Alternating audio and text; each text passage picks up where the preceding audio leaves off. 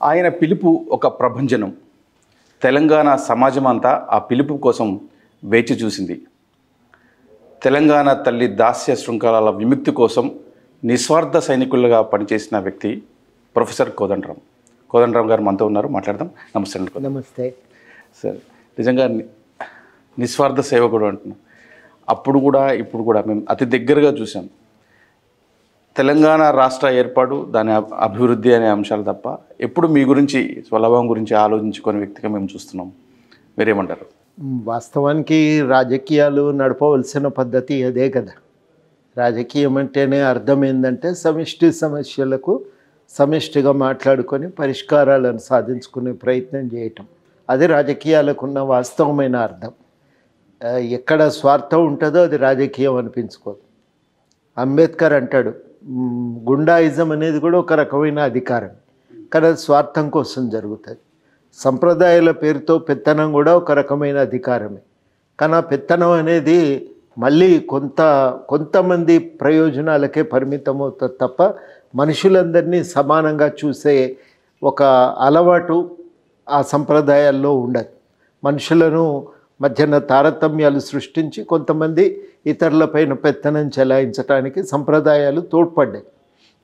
కానీ రాజ్యాంగబద్ధమైన అధికారం అనేది ప్రజలందరూ సమిష్టిగా సృష్టించుకొని తమ సమిష్టి ప్రయోజనాల కోసం నిర్వహించుకునేటువంటి అధికారం అది.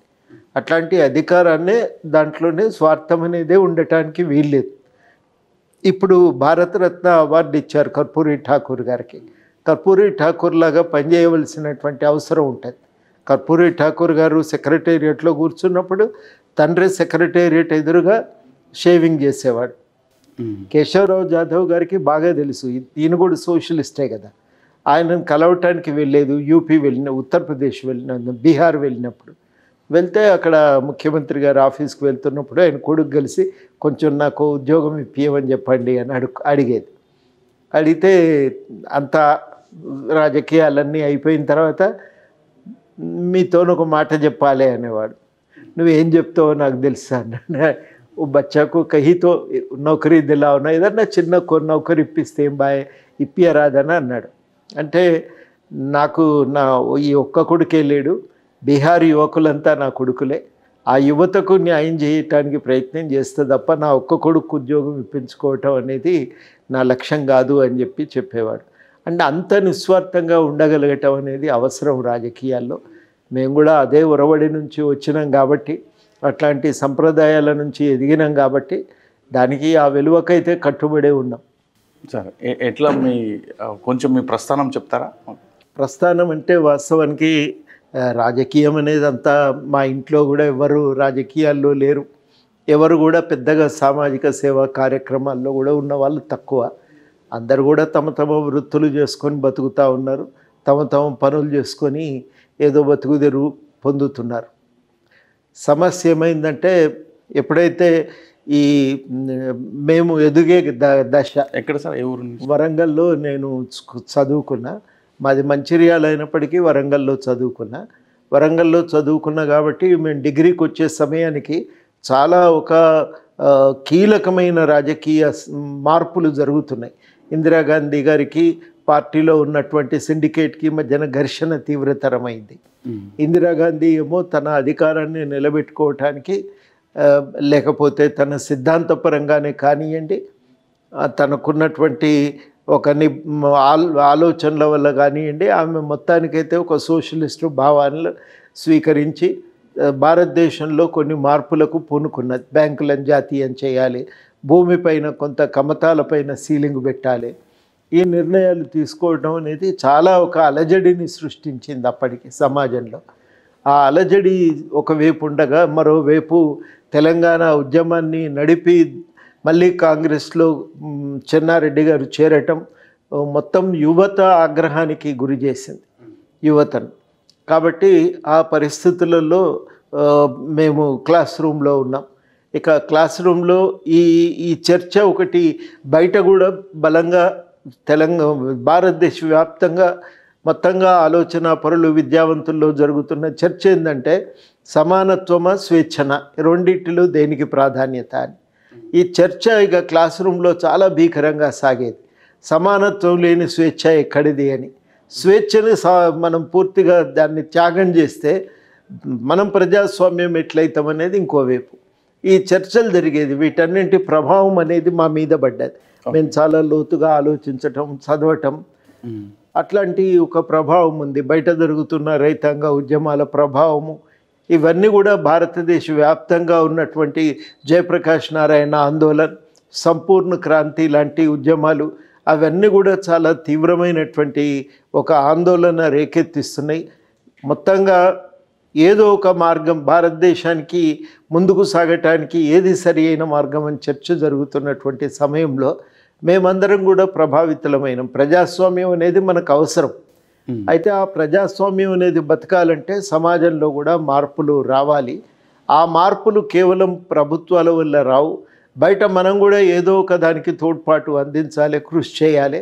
ప్రత్యేకించి పౌర హక్కుల పరిరక్షణ, ప్రజాస్వామ్య పరిరక్షణ కోసం మనం నిలబడాలి అనేది మాకు కలిగిన ఆలోచన. ఆ ఆలోచన ప్రకారమే మేము పౌర హక్కుల పరిరక్షణ కోసం పూనుకొని పనిచేయాలని నిర్ణయించుకున్నాం. ఆ నిర్ణయం అప్పటికే జయప్రకాష్ నారాయణ్, తర్వాత స్వామి అగ్నివేష్, తర్వాత అట్లాగే అరుణ్ శౌరి, ప్రొఫెసర్ రజనీ కొఠారి, వీళ్ళందరి ఉపన్యాసాలు వింటున్నాం. కాబట్టి మన కర్తవ్యం ఇదే. మనం ఈ పనే చేయగలుగుతాం. భారతదేశంలో ఒకవైపు ప్రజలందరికీ హక్కులు దక్కాలి, అప్పుడే మనం ప్రజాస్వామిక దేశమైతాం. ఆ హక్కులు సాధించడానికి ప్రజల మధ్యన సమానత్వం పెంపొందించాలి. ఇక అప్పటికే ఏంటంటే స్వేచ్ఛన సమానత్వం అనేది సమసిపోయింది. స్వేచ్ఛ ఉండాలి, సమానత్వం ఉంటేనే స్వేచ్ఛ ఇనుమడింపజేయగలుగుతాం. స్వేచ్ఛ ఉంటే తప్ప సమానత్వం సాధించలేము అని ఒక ఆలోచనకు వచ్చేసి ఇక ఆ రకంగా ప్రజాస్వామ్య పరిరక్షణ కోసమని ఆలోచన ప్రబలి ఎక్కడైనా పెత్తనం ఉంటే దాన్ని సవాలు చేయటము, అట్లా యూనివర్సిటీ రాజకీయాల్లో క్రియాశీలకంగా పనిచేయటం. ఏ విద్యార్థి సంఘం? అప్పుడు విద్యార్థి సంఘాలు ఏం చేరలేదు. జేఎన్యూలో ఉన్నప్పుడు రాడికల్ సెంటర్ అని పెట్టుకున్నాం, కానీ పెద్దగా నేను ఎక్కడ ఎక్కువ పనిచేయలేదు. హైదరాబాద్ సెంట్రల్ యూనివర్సిటీకి వచ్చినాక ఆలోచనల ప్రకారమే యూనివర్సిటీ కూడా ప్రజాస్వామిక పద్ధతుల్లో పనిచేయాలి కదా. ప్రొఫెసర్లు పూర్తిగా పెత్తనం చేస్తానంటే కరెక్ట్ కాదు. మీ మార్గదర్శకత్వం ఉండాలి కానీ పెత్తనం కుదరదు అనే ఆలోచనలతో అప్పుడు యూనివర్సిటీలో కొన్ని జరిగిన ఘటనల మీద నిరసనగా ఒక యూనియన్ పెడితే తప్ప ప్రజాస్వామికీకరణ సాధ్యం కాదనే లక్ష్యంతో అప్పుడు యూనియన్ ఏర్పాటు కోసం మేము ప్రయత్నం చేసి అట్లా రాజకీయాల్లోకి ప్రవేశించే కన్నాభిరణ్ గారు అట్లా పరిచయం అయ్యారు. మేము ఏదన్నా విద్యార్థులకు న్యాయం చేయటానికి కోర్టు మార్గం ఉందా అంటే ఎవరు చెప్పిండ్రు మీకు అని నవ్వి, ఏ సంబంధాలైనా మనుషుల మధ్య ఉండే సంబంధాలు మార్చటం మనుషులు పూనుకుంటేనే అవుతుంది తప్ప కోర్టు తీర్పుల వల్ల కాదు. కాబట్టి యూనివర్సిటీల ప్రజాస్వామికీకరణ మీ ప్రోద్బలంతో జరగవలసిందే తప్ప కానీ దానికదే జరగవు అని అంటే అప్పుడు మేమందరం నిర్ణయించుకొని గట్టిగా సార్నే మేము చీఫ్ గెస్ట్గా పిలిచి మాట్లాడించుకున్నాం. అప్పుడు అట్లా ఆయన ఓ రోజు పిలిచి పౌర హక్కుల సంఘంలో పనిచేయమని అడిగిండు.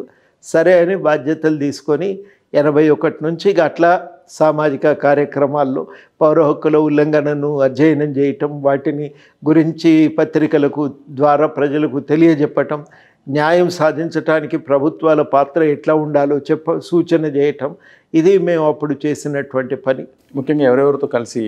అప్పుడు కన్నాభిరణ్ గారు, బాలగోపాలు, తర్వాత ఇంకా వరంగల్లో రామనాథం గారు కూడా ఉండేది అప్పుడు మాతో పాటే. తర్వాత చంపేశారు పోలీసులు ఆయన్ని. అందరం కలిసి ఈ పౌర హక్కుల పరిరక్షణ కోసం పనిచేయటం మొదలుపెట్టినాం. అంటే మేమందరం ప్రవేశించినాక పౌర హక్కుల సంఘాన్ని స్వతంత్రంగా నడపటం మొదలుపెట్టినాం. ఏ పార్టీలకు అనుబంధంగా కాకుండా దీన్ని స్వతంత్రంగా నడపటం మొదలుపెట్టినాం. ఎవరైనా పిలిస్తే మీటింగ్లకు వెళ్ళేది, మాట్లాడేది, కానీ మేము స్వతంత్రంగానే ఉండేది. మా నిర్ణయాలన్నీ మేమే తీసుకొని ఆ నిర్ణయాల ప్రకారమే సంస్థలో పనిచేసి చాలా దాన్ని విస్తరించినాం. ఎక్కడ పౌర హక్కుల ఉల్లంఘన జరిగినా వాటన్నింటి మీద స్పందించటం మొదలుపెట్టి పౌర హక్కుల ఉల్లంఘన అనేది ఎక్కడ ప్రభుత్వాలు ఉల్లంఘించినా మనం లేవనెత్తాలి. రెండవది ఏంటంటే వాటిని మనం లేవనెత్తిన అంశాల ప్రాతిపదికన ఉన్న పౌర హక్కులు అమల్లోకి వచ్చేటట్టు చూడాలి, వాటిని విస్తరించాలి, కొత్త వాటిని రూపొందించాలి, వాటి సాధనకు ప్రయత్నం చేయాలి. ఇది మన కర్తవ్యం అనే ఆలోచనతో కరువు సందర్భంగా ఒక హక్కుగా ప్రజలు ఏం వస్తువులు పొందొచ్చును అనే లక్ష్య సాధన కోసం మాన్యువల్ తయారు చేయాలని. ఓకే కరువు మాన్యువల్ అట్లా ప్రతిదీ మేము అడగటం మొదలుపెట్టినాం. అప్పుడున్న పరిస్థితుల్లో అసలు పౌర హక్కులు అనేది ప్రశ్న అంటే చాలా నిర్బంధాలు కష్టంగా ఉండే, చాలా కష్టంగా ఉండే. మాతో పాటు పనిచేసిన రామ్నాథన్ గారిని ఆయనకు సంబంధం లేని పరిణామాల్లో ఇరికించి ఆయనను చంపినరు. జాపా లక్ష్మారెడ్డి గారిని అట్లా చాలామంది ఈ క్రమంలో నర్రా ప్రభాకర్ రెడ్డి అట్లా చాలామంది చనిపోయినారు పౌర హక్కుల ఉద్యమంలో. అట్లా అది కష్టంగానే ఉండేది, పోలీసుల దాడులు ఉంటుండేది, తిరగటం కష్టంగా ఉండేది, ప్రతి దగ్గర ఆక్షేపణలు పెట్టేది. మీరు చేసిన ఈ ఉద్యమంలో బాగా సంతృప్తినిచ్చింది, ఎక్కువ ఫలితం ప్రజలకు దక్కింది ఏమైనా ఉన్నాయి? చాలా ఉంది. పౌర హక్కుల భావనను మేము విస్తృతపరిచినాం. భోపాల్ గ్యాస్ ట్రాజడీ తర్వాత పర్యావరణ ఉల్లంఘన కూడా మనుషులకు ఉండే బతికించే జీవించే హక్కు పైన దాడి. అది స్వచ్ఛమైనటువంటి గాలి నీరు పొందితే తప్ప మనిషి బతకలేడు. ఆ అధికారాన్ని మనుషులకు కల్పించవలసిందే. బాధ్యతగా ప్రభుత్వం స్వచ్ఛమైన గాలి నీరు అందించాలని, విద్యా హక్కును కల్పించాలని, కరువు సమయాల్లో ప్రజలకి కనీసమైన వసతులను ఒక హక్కుగా కల్పించాలని, ప్రజల పట్ల ప్రభుత్వం వ్యవహరించేటప్పుడు హక్కుల చట్టానికి లోబడి వ్యవహరించాలని, రాజకీయ ఉద్యమాల పట్ల ఏ నిర్ణయాలైనా హక్కుల చట్టానికి లోబడే తీసుకోవాలని చాలా చర్చ అట్లాంటి లేవనెత్తినం. వాటిని ఇవాళ పౌర హక్కులు అనేవి నిత్య జీవితంలో భాగస్వామ్యం అయినాయి అంటే అది పౌర హక్కుల ఉద్యమంలో భాగమే. ఇవాళ లేరు, కన్నాభిరణ్ గారో బాలగోపాల్ గారో లేరు, కానీ వారి కృషి అనేది మామూలు కృషి కాదు. ఆ కృషి అందరూ కలిసి మొత్తానికి చేసిన ఫలితంగా ఇవాళ పౌర హక్కులు అనేవి జనజీవితంలో భాగమైనవి, మామూలు వాడుక భాషలోకి వచ్చేసినాయి. ఎక్కడ అన్యాయం జరిగినా ప్రజలు ఖచ్చితంగా తమ హక్కు ఉల్లంఘన జరిగితే ఖచ్చితంగా అడుగుతున్నారు, పబ్లిక్ ఇంట్రెస్ట్ లిటిగేషన్ వేస్తున్నారు, మానవ హక్కుల కమిషన్లో పోయి ఒక దరఖాస్తు పెట్టుకుంటున్నారు. అట్లా చాలా రకాల పురోగతి ఉంది. మహిళల మీద కూడా ఇంట బయట జరిగే హింసను మానవ హక్కుల ఉల్లంఘనగానే చూడాలని చెప్పి కూడా ప్రచారం చేసి మొత్తానికి కాన్సెప్ట్ను పౌర హక్కులు అనే సంఘము తన పనిని విస్తరించుకుంటూ పోయింది, బాగా విస్తరించుకుంది. 2000 సంవత్సరం నాటికల్లా భారతదేశంలోనే అతి బలమైనటువంటి ఒక ప్రజాస్వామిక ఉద్యమంగా, ప్రజాస్వామిక హక్కుల పరిరక్షణ పోరాటంగా అది ఎదిగింది. దాని ఫలితాలు అయితే ఇప్పుడు ఉన్నాయి. అట్లాగే తెలంగాణ కోసం కొట్లాడినప్పుడు కూడా చాలా సమాచారాన్ని పౌర హక్కుల సంఘం తరఫున కరపత్రాలు తెచ్చి తెలంగాణలో కాదు, ఆంధ్ర ప్రాంతంలో అనంతపురం నుంచి విశాఖపట్నం దాకా మీటింగులు పెట్టినాం. ఎంతమంది వచ్చిండ్రు అనే దానికంటే విస్తృతంగా కరపత్రాల పంపిణీ జరిగింది. మీటింగ్లకు హాజరైనాం, అక్కడ మీటింగులు చెప్పినాం, అక్కడ సమస్యలు మాకు అర్థమైనాయి. అందుకనే పౌర హక్కుల ఉద్యమాన్ని చాలా మానవీయంగా నడపటం, తెలంగాణ రాష్ట్ర ఉద్యమాన్ని మానవీయంగా నడపటం అనేది మాకు సాధ్యమైంది. ఆంధ్ర ప్రాంత ప్రజలు తమకున్న సమస్యలు ఏంటి అని చెప్తున్నప్పుడు మాకు కూడా కనువిప్పే ఒక రకంగా, అరే ఈ సమస్యలు ఇక్కడ కూడా ఉన్నాయంటే విభజన అనేది తెలంగాణ అవసరం కాదు, అది ఆంధ్ర అవసరం కూడా అనేది మేము గుర్తించినాం. అందుకనే విభజన ఉద్యమాన్ని కేవలం ఏదో ఆంధ్ర వ్యతిరేక ఉద్యమం కాక ఆంధ్ర ప్రజలు తెలంగాణ ప్రజలు కలిసి నడపవలసిన ఉద్యమంగా మేము దాన్ని చూపగలిగినాం. చాలా వరకు ఆంధ్రాలో కూడా సానుభూతిని సంపాదించుకోగలిగినాం. ఇడ్లీ సాంబార్ గో బ్యాక్ అనే దాని నుంచి అందరూ కలిసి ఉద్యమం అనేది, అందరం కలిసి ఒక ఆధిపత్యాన్ని ప్రశ్నించటం, కేవలం హైదరాబాద్ కేంద్రంగా గుప్పెడు మందికి లాభం చేసే రియల్ ఎస్టేట్ వ్యాపారం కాదు అభివృద్ధి అంటే. ప్రజలందరి జీవన ప్రమాణాలు పెరగాలి, అటు ఆంధ్రాలో కానీ ఇటు తెలంగాణలో కానీ. విభజన వల్ల మాత్రమే సాధ్యమవుతుంది అనేది మేము గట్టిగా నమ్మి చాలా చోట్ల ప్రచారం చేస్తే అక్కడ కూడా ఆంధ్రాలో కూడా చాలామంది కన్విన్స్ అయినరు. మనకు పోయేది ఏముంది, ఎందుకు మీరు అడ్డం పడుతున్నారు, విభజన అయితే ఇప్పుడు విజయవాడలో ఏం లేదు, పేరుకు పెద్దగాని వాళ్ళు ఏం లేదు. ఒకప్పుడు పెద్ద ప్రాంతం, విశాఖపట్నం పెద్దదే, తిరుపతి పెద్దదే, కానీ స్థానికంగా ఒక్క వసతి లేదు. తెలంగాణ నుంచి విడిపోతే మన ప్రాంత అభివృద్ధి గురించి మనం ఆలోచించుకోవచ్చు కదా. గుప్పెడు మందికి హైదరాబాదులో ఉన్న భూముల రీత్యా వాళ్ళు చేస్తున్న వాదనలను మనం ఎందుకు స్వీకరించాలి అని గట్టిగా చాలామంది మాట్లాడే పరిస్థితి. అక్కడ ఆంధ్ర ప్రాంతంలో వికాసం కోసం విభజన అవసరమే అని వాదించే ఒక వాతావరణాన్ని మేము ఆ ప్రయత్నం వల్ల తేగలిగినాం. అది కూడా మాకు తృప్తిని. ఈ మానవీయ కోణం వల్లనే తెలంగాణ ఉద్యమంలో ఎక్కడ కూడా ఎటువంటి అవాంఛనీయ సంఘటనలు జరగకుండా నడిపారనుకోవచ్చు. సాధారణ ప్రజలను ఎక్కడ ఆంధ్ర ప్రాంత ప్రజల పట్ల చెడుగా మాట్లాడకూడదు అనేది వచ్చింది. మాట్లాడితే ప్రజలే నిలబడి ఇట్లా మాట్లాడటం సరికాదు అని చెప్పే పరిస్థితి కూడా మేము తీసుకొని రాగలిగినాం. తెలంగాణకు జరిగినటువంటి అన్యాయాన్ని కూడా అంతవరకు కేవలం జెంటిల్మెన్ అగ్రిమెంట్ పరిధిలోనే నీళ్లు నిధులు నియామకాల్లో జరిగిన నష్టం అని చెప్పి మేము తర్వాత దాన్ని విస్తృతపరిచి కేవలం అదే కాదు, మనకు చాలా రకాలుగా తెలంగాణ వెనుకబాటుతనానికి ఉమ్మడి రాష్ట్రమే కారణం. తెలంగాణ అనేది ఉమ్మడి రాష్ట్రం అనే జైల్లో ఖైదీగా మిగిలిపోయింది. ఆ విముక్తి చెందాలంటే ప్రత్యేక రాష్ట్రం కావాల్సిందే. నీళ్లు నిధులు మాత్రమే కాదు, ఒక ప్రజాస్వామికంగా జీవించాలన్నా, భాగస్వామ్యం దొరకాలన్నా, తెలంగాణ తన అస్తిత్వాన్ని కాపాడుకోవాలన్నా, ఇవన్నింటికీ తెలంగాణ రాష్ట్ర ఏర్పాటు తప్ప ఇంకొక మార్గం లేదు అనేది చాలా విపులంగా మేము చెప్పగలిగినాం. అందుకనే అట్టడుగు వర్గాల ప్రజలు కూడా తెలంగాణ ఉద్యమంలో భాగస్వాములు కాగలిగినారు. అది ఒక గొప్ప విజయంగానే నేను భావిస్తాను. ఇట్లా విముక్త ఉద్యమానికి మీరు నాయకులుగా ఎట్లా అయ్యారు? నేను నాయకులైనమంటే పౌర హక్కుల సంఘం కాలం నుంచి తిరిగేది, తర్వాత ఎవరు మీటింగ్ పెట్టినా పోయి వినేది, సపోర్ట్ చేసేది.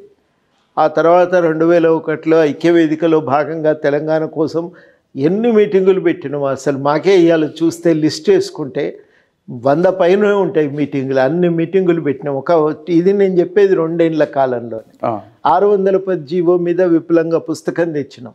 ఆ పుస్తకం అనేది మొత్తంగా 610 జీవో మీద అసెంబ్లీలో చర్చకు అది దోహదపడింది. ప్రతి ఒక్కరు దాన్ని చూయించి అసెంబ్లీలో చాలా అర్థవంతంగా చర్చను లేవనెత్తటం, మాట్లాడటం జరిగింది.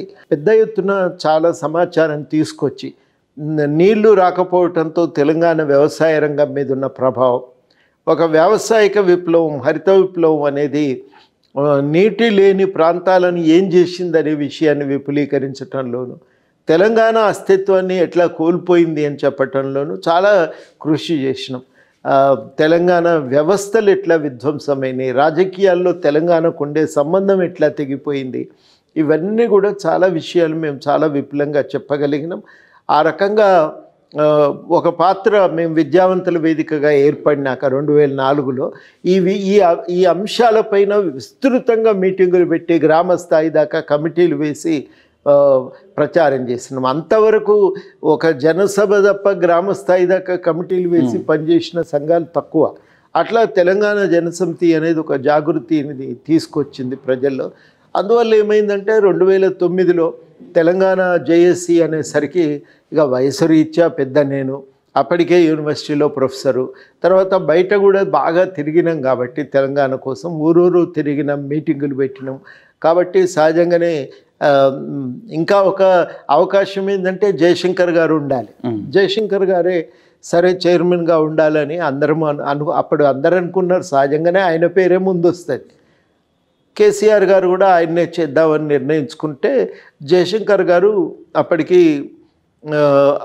ఆయన ఇక వయసు పై ఉన్న 74, 73 ఆయనకు 73 అనుకుంటా అప్పటికి.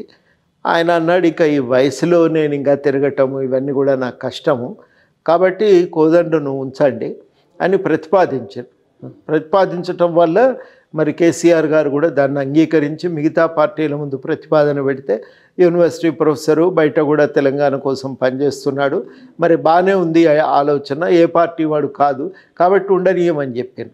పదే ఈ మధ్యనే జానారెడ్డి గారు ఎక్కడో కలిసి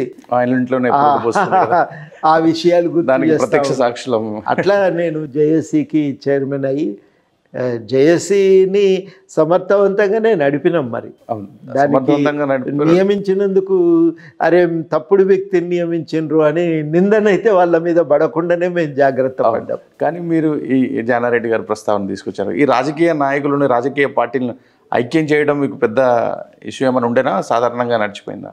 వాళ్ళతోని ఎప్పుడు కూడా నాకు అంత ఇబ్బంది ఏమి అనిపించలే. ఎప్పుడన్నోసారి కేసీఆర్తోనే ఘర్షణ అవుతుండే కానీ మిగతా వాళ్ళు ఎవరితో పెద్ద ఇబ్బంది లేకుండే. వాళ్ళందరూ ఏంటంటే ఏమన్నా చేయనియండి, వాళ్లకు పార్టీలో ఉన్న సంబంధాలు చెడిపోకుండా ఉంటే చాలని అనుకునేవాళ్ళు. రెండవది ఏంటంటే వాళ్ళ పార్టీలకు, రాజకీయాలకు ఇబ్బంది కలగకుండా ఉంటే చాలని, మిగతావి ఏదైనా సరే మీరు చేయండి అనేటోళ్ళు. ఇక తమకుతో రాజీనామాలకు పిలిపించిన సందర్భంలో అప్పుడుకి వచ్చేసరికి ఏమైపోయిందంటే అందరూ వెనుకకు పోయినారు, ఒక టీఆర్ఎస్ఏ నిలబడ్డారు. ఆ రకంగా టీఆర్ఎస్ వాళ్ళు గట్టిగా తెలంగాణ ఉద్యమం బతకటానికి వాళ్ళ ఆ కాంట్రిబ్యూషన్ చాలా కీలకమైనది. వాళ్ళు రాజీనామా చేసిన తర్వాత ఒక టీడీపీ నుంచి రమేష్ ఒకడే రాజీనామా చేశాడు. తర్వాత వాళ్ళందరినీ గెలిపించడానికి మేము గట్టి కృషి చేసినాం. తెలంగాణ జేఏసీ ముఖ్య పాత్ర అప్పుడు పోషించి ప్రతి దగ్గర కూడా జెండా పట్టుకున్నాం. అయితే అంటే ఘర్షణ అంటే ఎలాంటి ఘర్షణ ఉండేది కేసీఆర్ గారితో? ఇట్లాంటివి కొన్ని ఉండేది. తెలంగాణ మిలియన్ మార్చ్ అన్నప్పుడు వద్దు, హింస ప్రజ్వరిల్లుతుంది అని ఒక భయము. అట్లా కాదు సార్, మాకేమో తెలంగాణలో వచ్చిన మార్పుల గురించి ఆలోచన ఉంది, అంచనా ఉంది. ఎందుకంటే తెలంగాణ సమాజం హింసను కూడా చూసింది కాబట్టి దానివల్ల ఉండే ఇబ్బందులు తెలుసు. కేసుల్లో ఇరుకుతాము, జైలుకు పోతాము, ఇవన్నీ నష్టమవుతాయి అనేది. అందుకని హింసాత్మకంగా వద్దు, శాంతియుతంగా నడుపుతాము అని అనుకున్నప్పుడు దాన్ని సమాజం హర్షించింది. ఆ నిర్ణయాన్ని అమలు చేయటానికి ప్రతి వ్యక్తి తన పాత్ర తాను పోషించింది. అంత కట్టుదిట్టంగా ఒక క్రమశిక్షణతో ప్రజలు వ్యవహరించాలని నిర్ణయించుకున్నారు. కాబట్టి ఏం కాదు అని మేము కాదు, ఏమన్నా హింస ప్రజ్వరిల్లుతుంది, పరీక్షలు ఉన్నాయి, మనం బదనామవుతాం, ఏం కానీయం సార్ అని మేము పట్టుబట్టి ఇప్పుడు ఈ ఉద్యమాన్ని ఆపితే కష్టము, మళ్ళీ మనం ముందుకు పోవటం అంటే ఏం కాదు, ఏదో ఒకటి చేయొచ్చు అని ఆయన అట్లా ఉండదు సార్, నమ్మకం చెదిరిపోతే కష్టము, కాబట్టి ఎట్టి పరిస్థితుల్లో ఈ ఆందోళన ఆపొద్దని మేము. అట్లా ఘర్షణలు జరిగినాయి. కొన్ని కార్యక్రమాల్లో ఆయన అంత సంపూర్ణంగా చిత్తశుద్ధితో ఆమోదించలేదు. అట్లా విజయవంతమైన కొంతమందిని రానియొద్దని కాడ ఘర్షణ ఉండేది. కొన్ని న్యాయమైనవి వారు లేవనెత్తినవి. మేము కొట్లాడుతున్నాం, మేము రాజీనామా చేయబడినప్పుడు మేము చేసినాం, మరి మీరు మమ్మల్ని ఎట్లా పక్కకు పెడతారు, మేము లేకపోతే కష్టం కదా అని అంటే మేము ఆ విషయాన్ని గౌరవించినాం, ఎప్పుడు కూడా కాదని అనలేదు.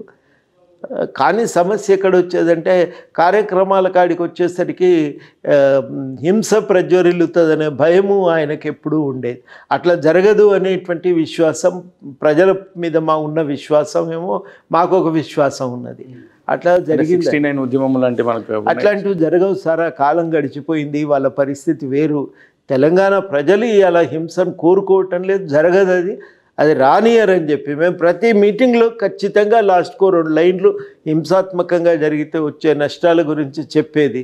దానికి ప్రజలు తలలూపేది, కరెక్టే, అట్లా కానియొద్దు, ప్రజలు దూరం అవుతారు, భాగస్వామ్యం పోతుంది, కేసులు అవుతాయి, ఇవన్నీ నష్టాలు ఉంటాయి అని చెప్తే ప్రజలు ఒప్పుకున్నారు వాటన్నింటిని. విగ్రహాల ధ్వంసం అది మీ ఇట్లాంటివి మామూలు జనం దృష్టిలో, మా దృష్టిలో కూడా ఏంటంటే ఆగ్రహ ప్రకటన అనేది ఏదో నిర్జీవమైనటువంటి శిలల మీదే కదా అని మేము కూడా ఊరుకున్నాం. ప్రజలు కూడా ఏమన్నారంటే మీరు ఏమన్నా చెప్పండి సార్, ఈడ చూసి చూడనట్టు పోవలసిందే, ఎక్కడో ఒక దగ్గర ఆగ్రహ ప్రకటన జరగవలసిందే అనేది వాళ్ళ పట్టుదల. ఏ శిల తీశాడ వారేసినంత మాత్రాన ఆస్తికో లేకపోతే మనుషుల ప్రాణాలకు వచ్చే నష్టమేం లేదు కదా అని మేము కూడా కొన్ని ఆపే ప్రయత్నం చేయలేదు, చేసే పరిస్థితి లేదు. ఆ మాత్రం వాళ్ళు ఆగ్రహ ప్రదర్శన చేయకుండా వాళ్ళు సంతృప్తి ఎంది వెనక గొమ్మంటే పోరు. కాబట్టి వాళ్ళు వచ్చిన వాళ్ళు అంత దూరం వచ్చిన తర్వాత ఆరూపకంగా వ్యక్తమైతే వచ్చే నష్టమేం లేదు. మళ్ళీ కావాలనుకుంటే పెట్టుకోవచ్చు, ఇంకో శిల కాకపోతే ఇంకో టీయర్ గ్యాస్లు ప్రయోగాలు జరిగిన, వాటర్ కెనాల్ టీయర్ గ్యాస్లు ప్రయోగాలు జరిగిన, అట్లాంటివి జరిగినాయి. వాటిని ప్రజలు తట్టుకున్నారు, చాలా మంది ఎదిరించారు, బాధపడ్డారు, చాలా మంది గాయాలైనవి. కానీ అవన్నీ కూడా పాలకుల యొక్క ఒక అప్రజాస్వామిక ధోరణికి సంకేతాలుగా చూసినారు. ఒక మహారాష్ట్రం మేము అడుగుతున్నాం కదా, మీకెందుకు ఈ కోపం, ఎందుకు మీరు ఇంతగా మా మీద ఈ దాడికి దిగుతున్నారు అనేది ప్రజల్లో ఒక బలమైన వాదన. అంటే వాడు ఇంత ఆపుతున్నారంటే ఎంతో వాళ్ళకి ఈడ ప్రయోజనం ఉంది, ఉండబట్టే వాళ్ళు ఇంతగా మనల్ని అడ్డుకుంటున్నారు అనేది ప్రజలకు వచ్చేసింది. కాబట్టి వాళ్ళ పట్టుదల పెంచింది తప్ప వాళ్ళకు దానివల్ల వచ్చిన నష్టం ఏం లేకుండా. అదే అంటే గ్రామాన వంట వార్పు పేరుతో గ్రామం కూడా ఇన్వాల్వ్ అయింది. అంటే ఆ స్థాయిలో ఇన్వాల్వ్ చేయడానికి మీరు పడిన కష్టం? గ్రామాన జేఏసీలు ఏర్పడ్డాయి, పిలుపు మేము ఇస్తే మిగతాదంతా ఎక్కడికక్కడ వాళ్ళ చొరవే కానీ అద్భుతంగా వాళ్ళ యొక్క నిర్ణయాలను వాళ్ళు కార్యక్రమాన్ని రూపకల్పన చేసుకునే స్వేచ్ఛను మేము ఢిల్లీ హైదరాబాద్లో కూర్చొని దాన్ని హరించలేదు, దానికి అవకాశం వదిలిపెట్టినాం. నిర్ణయం మేము చెప్పినాం, లక్ష్యము ఏంటిది, ఏం చేయాలి అనేది మేము చెప్పేది, అమలు మాత్రం స్వేచ్ఛ. ఇక ఆ లోకల్ యూనిట్లు దానికి జోడించుకొని రకరకాల విషయాలను జోడించుకొని మూల కార్యక్రమానికి నష్టం జరగకుండా అనేకంగా జోడించుకొని వాళ్ళు దాన్ని ఇంకింత మెరుగ్గా చేసే ప్రయత్నం ఎక్కడికక్కడ గ్రామ స్థాయిలో చేసిండ్రు. మేము అనుకున్నది ఒకటే, గాంధీ మాదిరిగా నిర్ణయం కేంద్రీకృతమవుతుంది కానీ ఆచరణ కేంద్రీకరణ చెందవలసిందే. ఆచరణలో ఎక్కడికి వాళ్ళకి అక్కడ భాగస్వామ్యం ఉంటే వాళ్ళకు కూడా మేమే చేసినాం, మేమే నిర్ణయించుకున్నాం అనే తృప్తి అప్పుడే వాళ్ళల్లో ఒక పాల్గొని దీన్ని ముందుకు నడిపించాలనేటువంటి ఒక పట్టుదల పెరుగుతాయి కదా. దాన్ని మనం హరించవద్దు అని నిర్ణయించుకొని వదిలేసారు. మీరు ఎట్లా చేస్తే అట్లా చేయండి, జరగవలసింది గిది అని చెప్పేది. మాతో ప్రజలు కూడా ఒక చోట అన్నారు, వరంగల్లో జేఏసీ ఏర్పడ్డ కొత్తలో నేను ఏదో ధూమ్ధామ్ కార్యక్రమానికి పోయి వస్తుంటే గట్టిగా ఇట్లా చేయబట్టుకున్నాడు ఒక ఆయన. చేయబట్టుకొని ఆపిండు, కొంచెం తాగినా సార్ కానీ సోయిల్నే ఉన్నా. సరే అయితేమా కానీ ఏంది విషయం అని అడిగిన. ఇప్పుడు ఏం చేయాలో తెలంగాణ కోసం ఎట్లా కొట్లాడాలో నువ్వు నాకు చెప్పే అక్కర్లేదు, నాకు ఇరికి నేను చేసేది నేను చేస్తా, నువ్వేం చేయాలి అంటే ఇవాళ మా ఊరోళ్ళు ఇవాళ చేస్తే పక్క ఊరోళ్ళు తెల్లారి చేసేది. అందరం ఒకరోజు చేస్తే దాని ప్రభావం ఎక్కువ ఉంటుంది కదా, అసలు ఎక్కువ పడుతుంది కదా ప్రభుత్వం మీద. అందరూ ఒకరోజు చేయాలంటే అందరినీ సమన్వయపరిచేటువంటి పాత్ర నువ్వు తీసుకోవాలి, నువ్వు అంతకంటే ఎక్కువ నీదేం లేదు ఇడా అని చెప్తే నాకు కూడా చాలా గొప్ప విషయం, గొప్ప వ్యక్తీకరణ. నాకు కూడా ఆయన చెప్పింది వింటే ఒకటేసారి ఇట్లా కళ్ళు తెరిచినట్టు అయింది, అంటే ఏదో ఒకటి వెలిగినట్టు అయింది. ఆహా ఇది కదా మన పాత్ర అని అర్థమైంది. అర్థమైనాక ఇక దాన్ని దృష్టిలో పెట్టుకొని నిజంగా కూడా మీ పిలుపు కోసం వేచి చూసేవారు, ఏ ప్రకటన ఇస్తారో, ఏ కార్యక్రమం చేయాలి అని. అర్థమైంది ఇక నా పాత్ర ఏందనేది అర్థమైనాక నాకు ఈజీ అయింది. సాయంకాలం టీవీలో చూసేది ఇది, ఇవాళ రేపు మన కార్యక్రమం అంటే ఒక 2 రోజులన్న ముందు సీరియస్ కార్యక్రమం అయితే అని అంత తప్ప వేరే ఆక్షేపణ ఎన్నడూ తెలుపలేదు. ఇబ్బంది అవుతుంది అట్లా చేయకండి ఇంకోసారి అని. ఇక మన ఏ పరిస్థితుల్లో ఇవ్వవలసి వచ్చిందో, బంధు పిలుపు లేటు కిందకి ఇచ్చినాం అన్నీ వాళ్ళకి చెప్పేది, వాళ్ళు కూడా అర్థం చేసుకునేది. కాకపోతే సూచనలను మేము ఎప్పుడు మనసులో పెట్టుకొని నడిచినాం. మొత్తంగా సంతృప్తి ఇచ్చిన, ఫలితం ఇచ్చిన మొత్తం ఉద్యమంలో ఏ కార్యక్రమం ఉండేది? నేను అనుకుంటా సకల జనుల సమ్మె చాలా కీలకమైనది. సకల జనుల సమ్మెతోనే తెలంగాణ ప్రజలందరూ కూడా తెలంగాణ వాదులైపోయింది. ఇక సమస్త తెలంగాణ సమాజము అప్పటికే తెలంగాణ వాదము ప్రతిలో ఇంకింది, కానీ ప్రతి ఒక్కరు కూడా ఉద్యమంలో భాగస్వాములు కావటంతో ఇక తెలంగాణ ఆంధ్ర అనేది రాజకీయంగా విడిపోయింది. ఇక కల్పలేని పరిస్థితి వచ్చింది. ఇక రాజకీయంగా విడిపోయినాక మళ్ళా ఇంకా తెలంగాణ ఆంధ్రప్రదేశ్ను కలిపి ఉంచే ఆలోచన ఎవరు చేయరు కదా. కాబట్టి ఆ నెట్టనీలున రాజకీయంగా చీలిపోయింది మాత్రం సకల జనుల సమ్మెతోనే. ఆ తర్వాత ముందు జరిగిన మిలియన్ మార్చేమో ధైర్యాన్ని ఇచ్చినాయి, ఒక స్ఫూర్తినిచ్చినాయి. ఒక మాటలో చెప్పాలంటే ఉద్యమం ఇంకా నడవటానికి కావలసినటువంటి ఒక మానసిక ఒక ఉత్సాహాన్ని రగిలించినాయి. సకల జనుల సమ్మెమో రాజకీయంగా తెలంగాణ శక్తులన్నింటినీ ఏకీకరణ చేసినాయి. తర్వాత జరిగినటువంటి సాగరహారం అనేది ఇంకా ఉద్యమం అనేది బలంగా ఈ నినాదం చావదు, మీరు ఏం చేసినా మేము వదిలిపెట్టాం, తెలంగాణ సమాజం ఐక్యంగా నిలబడ్డది, ఏం చేయటానికైనా సిద్ధంగా ఉంది అనేది ప్రపంచానికి అందరికీ కూడా తెలిసేటట్టు చెప్పింది. పిల్లల ఆత్మహత్యలు చాలా విషాద ఘటనలు అయినప్పటికీ కానీ ఆ ఘటనలు అనేవి ఒక రకంగా అరే వీళ్ళు తమను తాము తగలబెట్టుకుంటున్నారు, ఎవరిని ఏమంటలేరు, మనం ఇయ్యకపోతే ఎట్లా అనేటువంటి ఒక నైతికమైనటువంటి ఒత్తిడిని పాలకుల మీద తీసుకొచ్చినాయి. అదే అంటే బాధ కలిగించే విషయాల్లో ఆత్మహత్యలు కూడా ఒకటి, ఇంకేమైనా ఉన్నాయా సార్? అట్లాంటి బాధ కలిగించిన విషయాలు అదొకటి. ఆలస్యం అవుతున్నప్పుడల్లా మాకు కూడా బాధ అనిపించేది, ఎందుకంటే అరే ఇంత కష్టాలు, ఇన్ని ఇబ్బందులు, ఎన్ని రోజులని ఇది సాధ్యం, మనకు కష్టం కదా, ప్రజల జనజీవితం అంతా స్తంభించిపోయి చాలా రోజులు అట్లే ఉంటే ఇబ్బంది, ఎట్లా దీన్ని సస్టైన్ చేయటం ఎట్లా అనేది మాకు ఎప్పటికప్పుడు అదొక సమస్యగా ఉంటుండేది. అందుకని మిలియన్ మార్చి చేస్తే మళ్ళీ సకల జనుల సమ్మె జాగ్రత్తగా 5-6 నెలలు చర్చించుకొని డిజైన్ చేసినాం. సకల జనుల సమ్మె తర్వాత సాగరహారానికి మళ్ళీ చాలా రోజులు ఆగి దాదాపుగా 1 సంవత్సరం ఆగి రకరకాల చిన్న కార్యక్రమాలు నడుస్తున్నాయి, కానీ 1 సంవత్సరం ఆగి దాన్ని ప్లాన్ చేసుకున్నాం. అట్లా నేను అక్కడ ఒక డిస్కషన్ వస్తే తెలంగాణలో ఉద్యమకారులు ఎవరు, అనే క్వశ్చన్ వచ్చింది. అంటే సెక్యులరిజం సమయంలో పాల్గొన్న ప్రతి ఒక్కరు తెలంగాణలో ఉన్న ప్రతి ఒక్కరు తెలంగాణ ఉద్యమకారులు అయిపోయారని. వాస్తవంగా ఎందుకంటే ఏదో ఒక సంఘం పెట్టుకున్నారు, పనిచేశారు. ఆఖరికి చిత్తు కాగితాలు ఏరుకునే వాళ్ళు కూడా చిత్తు కాగితాలు ఏరుకునే వాళ్ళ సంఘం పెట్టుకున్నారు. వాళ్ళు కూడా ఉద్యమంలో వాళ్ళవన్నీ చేసిన ఉద్యమ కార్యక్రమాల గురించి పేపర్లో వచ్చినాయి అన్నీ తీసి కట్టింగులు చేసి పుస్తకాల్లో అంటించి ఇప్పటికీ సంఖ్యలో పెట్టుకొని వస్తారు. నేను తెలంగాణ ఉద్యమకారిని చూడు ఇంకా నా కాగితాలు ఉన్నాయని చెప్పి చూపిస్తారు.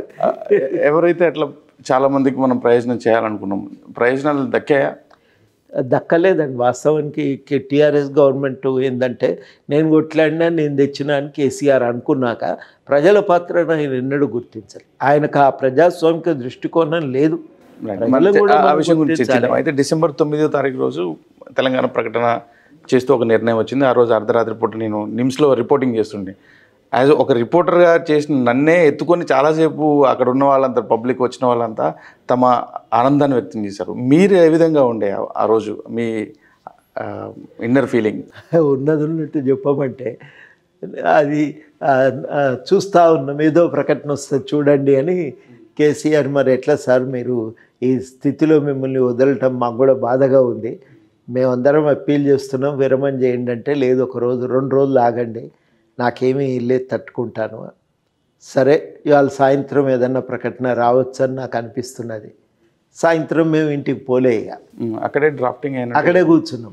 అంటే డ్రాఫ్టింగ్ అదంతా ఇంకా మా దృష్టిలో లేదు, కానీ జయశంకర్ గారు ఆ పనిలో ఉన్నారనేది మాకు అర్థమైంది. ఏదో ఒకటి వస్తుంది ఆగండి అన్నాడు సార్ కూడా. సార్ చెప్పినాక మాకు నమ్మకం కలిగింది. కలిగినాక ఇంకా మేము రాత్రి 9-10 అక్కడే ఉన్నాం. అక్కడ 11ంటికి మీకు తెలుసు కదా ప్రకటన వచ్చింది. ఆ ప్రకటన రావటంతో వెంటనే నేను నమ్మలే, నిజమా ఇది ఇంత సులువుగా వస్తుందా? రాదు కదా, ఘర్షణ కష్టమే కదా, ఒప్పుకుంటారా ఆంధ్ర పాలకులు, అమలయ్యేనా ఇది? ఆ అనుమానాలే నాకు కలిగినాయి తప్ప వెంటనే ఇది అరే వచ్చేసింది అనే ఉత్సాహం కంటే ఈ అనుమానాలే నన్ను బాగా ఇబ్బంది పెట్టినాయి.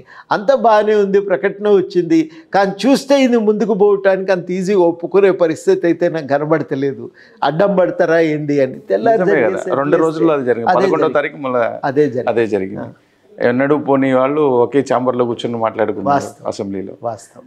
సో ఈ అంటే అప్పటి నుంచి మళ్ళీ 2014 రోజు ప్రకటించిన దానికి అప్పటి వరకు కొంచెం పూర్తి స్థాయిలో మీకు అనిపించింది? ఇప్పుడు ఇక ఒక టెన్షన్ కదా, అసలు ఆ బిల్లు పార్లమెంట్లో పాస్ కావాలి, అది అవుతుందా కాదా అనేది. ఇప్పుడు అసెంబ్లీలో వాళ్ళు కానివ్వరు, వీళ్ళు అంత ఈజీగా వదిలేరు అనేది. ఎందుకంటే వనరుల మీద కంట్రోల్ కదా, అంత ఈజీగా వదులుకోరు.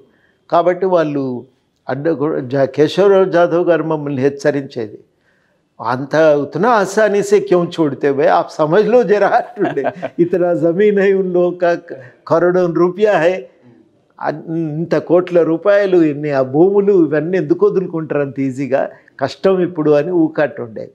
కాబట్టి అప్పుడు వాళ్ళు పెప్పర్ స్ప్రే చేసి వాళ్ళు ఆ స్టేజ్లోనే చాలామంది చాలా సీరియస్గా చేశాను. బిల్లును ప్రవేశపెట్టకుండా కాపీలు చించే దగ్గర నుంచి ఏదైనా చేయవచ్చును అని. మేము ఢిల్లీలో దిగినాక మాకు అర్థమైంది ఏంటంటే తెలంగాణకు అనుకూలంగా ఉన్న వాళ్ళని కూడా వాళ్ళ నోరు మోయించిండ్రు, మాట్లాడకుండా చేసిండ్రు. తమకు సంబంధం లేనటువంటి పక్షాలు కూడా ఆంధ్ర పాలకుల యొక్క పైసల ప్రభావంతో పార్లమెంట్లో లొల్లి చేయటం ప్రారంభించారు. ఆ రకంగా ఒక విచ్చలవిడిగా ఒక పైసలు కుప్పించి తెలంగాణను అడ్డుకోవటానికి వాళ్ళు చేయని ప్రయత్నం లేదు. చాలా తెలంగాణకు అనుకూలమైనటువంటి చాలా బలమైన నాయకులు కూడా తెలంగాణను అడ్డుకోవటానికి ఢిల్లీలో ఆ రోజు చేయని ప్రయత్నం లేదు. అట్లాంటివన్నీ కూడా చాలా సీరియస్గా జరిగినటువంటి సందర్భంలో మొత్తానికి తెలంగాణ ఇంకా బిల్లు పాస్ ఎట్లయితుంది అనేటువంటి ఒక భయము అనేది ఉండే. మేము కూర్చొని అక్కడ చూస్తేనే ఎవరికి ఈ విషయాలపైన అంచనా లేదు. అందుకని ముందు అందరినీ ఒప్పించుకోవటం, ఇదివరకు హామీ ఇచ్చిన వాళ్ళను సుష్మా స్వరాజ్ గారు ఒక్కరు చాలా స్పష్టంగా చెప్పిండ్రు, నేను ప్రజల మధ్యలో నిలబడి హామీ ఇచ్చిన, నేను వెనుకకు పోతే నా పరువే ఉంటుంది అని చెప్పి స్పష్టంగా చెప్పి, మీరేం భయపడకండి, ఇది గట్టెక్కించడానికి నేను అన్ని విధాలా సహకరిస్తాను. అప్పుడు ఒక ధైర్యం కలిగింది. ఆ తర్వాత ఇంకా మన తెలంగాణ కాంగ్రెస్ ఎంపీలతో కూర్చొని బిల్లును వాళ్ళు అంత ఈజీగా రానియరండి. మీరు గట్టిగా నిలబడకపోతే మాత్రం ఇది పాస్ కాదు. సోనియా గాంధీ గారికి ఇవ్వాలని ఉంది, కానీ మీరు కింద పూనుకోకపోతే అది ఎట్లా పాస్ అవుతుందని మేము చాలా గట్టిగా వాళ్ళందరితో కూర్చొని ఏం చేయవలసి ఉంటుందో మేము గట్టిగా చెప్పినాం. వచ్చి పాస్ అయితే వస్తుంది, రాకపోతే మేము ఏం చేస్తామనే ధోరణి ఉంటే అట్లా కుదరదని గట్టిగా చెప్తే వాళ్ళందరూ కూర్చొని ఇంకా వ్యూహాలు వేయటం, ఆ వ్యూహ రచనలో మాకు తోచిన సలహాలు మేము చెప్పటం. అది అయిన తర్వాత మొత్తం మీదనైతే ఢిల్లీలో పార్లమెంట్లో వాళ్ళు చేసిన అలజడి మీద మేము పార్లమెంట్ హౌస్లో మీటింగ్ పెట్టినాం. ఆడ పెట్టి అట్లా పార్లమెంట్ హౌస్లో కాదు, అక్కడ మన కాన్స్టిట్యూషన్ క్లబ్లో మీటింగ్ పెట్టినాం. అవన్నీ అయిన తర్వాత ఎప్పుడైతే బిల్లులో లోపాలు ఉన్నాయనే ప్రశ్న వచ్చింది, ఏమన్నా ఉండని సార్ దాన్ని ఒప్పుకోనరని అందరినీ బతిన్లాడి మొత్తానికి ఎవరి పని వాళ్ళు చేస్తూ ఉన్నాం. సమన్వయం సాయంత్రం కాగానే నోట్స్ ఎక్స్చేంజ్ చేసుకోవాలి, అది జరిగింది ఆ రోజు. అప్పటితో అయితే మీకు పూర్తి అప్పటికి పార్లమెంటు లోక్సభ పాస్ అయింది. మళ్ళీ రాజ్యసభలో ఏం చేస్తారు అంటే, రాజ్యసభలో బిల్లు పాస్ అయిన రోజు ఏంటంటే నెత్తి మీద ఉన్న 1000 టన్నుల బరువు దించినట్టు అయింది. అమ్మా ఇక అయిపోయింది ఇది అని ఒక తృప్తి, ఇక మన పని అయిపోయింది అనేది ఒకటి. సడన్గా ఒక రకమైనటువంటి ఒక వ్యాక్యూమ్లో ఉన్నట్టు అనిపించింది కాసేపటికి. ఇన్ని రోజులు నడిచి తిరిగి చేసి అంతా మొత్తానికైతే ఇది అయిపోయింది, ఈ పని ఒడిసింది అనే దాకా. దాంతో కోదండరాంతో ఉన్న పని కూడా ఒడిసింది అనుకున్నారా అప్పుడు? అట్లా లేదు, ఇంకా నాయకులు అంటే కేసీఆర్ కానీ మిగతా వాళ్ళు నెమ్మదిగా మిమ్మల్ని పక్కకి జరపడం మొదలు అది మొదలుపెట్టిండ్రు. ఆ రోజే ప్రెస్ మీట్లో జేఏసీ ప్రస్తావన కూడా చేయలేదు. అంత కనీసం అందరం అంత రోజులు కలిసి తిరిగినాం కదా, కాసేపు కూర్చొని జాయింట్గా ప్రెస్లో మాట్లాడే అవకాశం కూడా లేకుండా చేసి అక్కడ అనేక మందికి థ్యాంక్స్ చెప్పిండ్రు, కానీ జేఏసీని గురించి ఒక మాట మాట్లాడకపోవటం మా అందరికీ కొంత బాధ కలిగింది. అట్లెందుకు చేసిండ్రు అని మళ్ళీ మేము జేఏసీ విడిగా ప్రెస్ మీట్ పెట్టి మాట్లాడాల్సి వచ్చింది. అవన్నీ అప్పుడే ఆయన చూపించాడు. అంటే ముందస్తు ప్రణాళికలో భాగంగానే టీఆర్ఎస్ని ఆయన మొత్తానికి ఏం చేస్తాడనేది లేదు, కానీ మనం జేఏసీగానైతే మన పని మనం చేయవలసిందే. తెలంగాణ అభివృద్ధి అయితే అంత తొందరగా అయ్యే పని కాదు అని. ఇక అప్పటి నుంచి మాకు కొత్త ఒక బాధ్యత ఏంటంటే తెలంగాణ అభివృద్ధికి ప్రణాళిక రావాలి, పని జరగాలి, దానికి కావలసిన వ్యవస్థ. ఇలా ఎందుకు చేశారో అని కేసీఆర్ని అడిగితే వాళ్ళంతా కాంగ్రెస్లోకి టచ్లోకి వెళ్ళారు, మేము అందుకనే అట్లా చేసామని కొన్ని ఆరోపణలు కూడా, ప్రత్యేక ఫ్లైట్లు వెళ్ళారని ఇట్లాంటి ఆరోపణలు కూడా. కాంగ్రెస్తో మాకు ప్రత్యేకమైన సంబంధం ఏం లేదు, రాజకీయ అవసరాల కోసం పోయింది కాదు, తెలంగాణ కోసం పోయింది. ఇప్పుడు బిల్లు పెట్టింది వాళ్ళు, పాస్ చేయించాల్సింది వాళ్ళు. వాళ్ళతో మాట్లాడకుండా తెలంగాణ ఎట్లా వస్తుంది అంటే రాదు కదా, వాళ్ళతో మాట్లాడవలసి వస్తుంది, వాళ్ళకి సలహాలు చెప్పవలసి వస్తుంది. కాబట్టి కాంగ్రెస్తో సంబంధాలకు పోయినరు అంటే బిల్లు పాస్ చేయించడానికి బీజేపీ దగ్గరికి పోయినాం, కాంగ్రెస్ దగ్గరికి కూడా పోయినాం, మిగతా పార్టీల నాయకులను కూడా కలిసినాం, మాకు మద్దతు ఇవ్వండి అని రకరకాల సూచనలు చేసినాం. ఈ ముంపు పేరుతో 7 మండలాలను తరలించకుండా చూడమని చెప్పి ట్రైబల్ ఎంపీలందరినీ కలిసి విజ్ఞప్తి చేసినాం. చెయ్యని పని లేదు కదా అక్కడ, అంటే చేసినంత మాత్రాన మేము వాళ్ళ అవసరాల కోసం మేము పనిచేస్తామని మేము ఎన్నడం లేదు. మమ్మల్ని అడిగినరు, రండి మాకు సపోర్ట్ చేయండి అని అంటే మేము అట్లా చేయలేము. ఒక పక్షం బాధపడ్డారా? ఇంత నిస్వార్థంగా పనిచేస్తూ వస్తూ చివరిలో ఇలా మాట్లాడటానికి బాధపడ్డారా మీరు? మేమేం బాధపడలేదు. కొంత ఇంత తిరిగి పనిచేసినాక ఏం జరుగుతుంది అనేది అంచనా ఉంటుంది కదా. అయితే కనీసం అప్పుడో ఇప్పుడో కలిస్తే వింటారు అనే ఒక అంచనా ఉండే. ఆ అంచనా కూడా మేము ఇక అది విఫలమైంది అనేది కూడా, అది కూడా కరెక్ట్ కాదు, తప్పైంది, తప్పుడు ఆలోచనే అనేది మాకు అప్పటికి ఇది తేలిపోయింది. తేలిపోయినాక ఇక మన ప్రయత్నం అయితే మనం చేద్దాము, ఏదో ఒక ప్రయత్నం ఎవరికో ఒకరికి చెప్తే పార్టీ వాళ్ళు వినకపోతారా అనేది ఉండేది. కానీ ఒక 5-6 నెలలలోపే మాకు అర్థమైంది ఇంకా అది సాధ్యం కాదు. ఆయన రాజకీయాలను తన పద్ధతుల్లో తను నడుపుతాడు, ఉద్యమ ఆకాంక్షల అమలు కంటే తమ స్వార్థాలే ప్రధానమైపోయినాయి అక్కడ, మనం ఇంకా గట్టిగా నిలబడకపోతే ఏం లాభం ఉండదు అని. అప్పటికి ఇక ఒంటరిగానే మిగిలిపోయినాం. కానీ ఒంటరిగానైనా నిరంతరం ఈ తప్పు అని చెప్తూనే మేము మా ప్రయాణాన్ని మాత్రం ఆపకుండానే కొనసాగించినాం. అది మొదటి దాడి వాళ్ళే చేసిండ్రు, కేసీఆర్ వాళ్ళే చేసిండ్రు.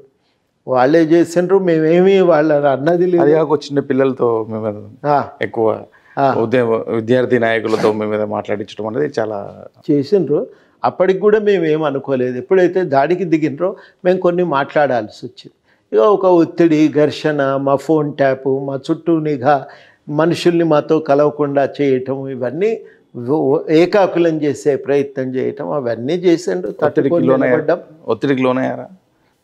ఒత్తిడికి మేమెన్నడూ ఇంటి మీద దాడి చేస్తే కూడా ఏం ఒత్తిడికి లోను కాలే. ఎందుకో కానీ ఇవి కొంత ఉంటాయనేదే మాకున్న అంచనా. ఆడికే ఉన్నాయి. ఆయన ఇంకా చాలా రకాలుగా దాడులు చేయాలని ప్లాన్ చేసిండ్రు కానీ కాలే అవన్నీ. అంటే ఇంట్లో నుంచి కూడా తీసుకొని వెళ్ళే సందర్భాలు ఏం ప్లాన్ ఉండేనో కానీ మొత్తం మీద ఇంకా తీవ్రతరం చేయాలని ఉండే. ప్రజల్లో వస్తున్న వ్యతిరేకత రీత్యా వాళ్ళు ఆగిండ్రు, లేకపోతే అక్కడితో కూడా ఆగేవాళ్ళు కాదు. ఎందుకు ఒక్కరికి పేరు రావాలనే ఉద్దేశమా అసలు మీరు? అట్లని కాదు, అదేందో ఇక మరి ఇంకా దాడి పెంచాలనే ప్లాన్ ఉండే.